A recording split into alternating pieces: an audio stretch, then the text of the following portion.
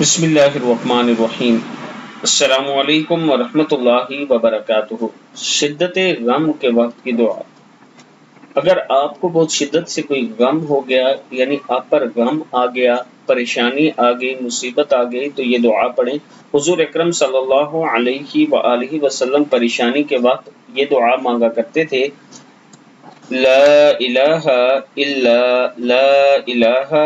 اللہ العظیم الحلیم، لا الہ الا اللہ رب العرش العظیم، لا الہ الا اللہ رب السماوات ورب الارض ورب العرش الکریم، لا الہ الا اللہ العظیم الحلیم، لا الہ الا اللہ رب العرش العظیم، لا الہ الا اللہ رب السماوات ورب الارض ورب العرش الکریم۔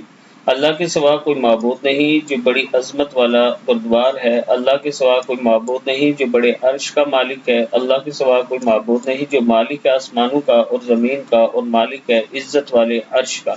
صدق اللہ العظیم۔ یہ دعا آپ نے صبح شام ایک مرتبہ پڑھنی۔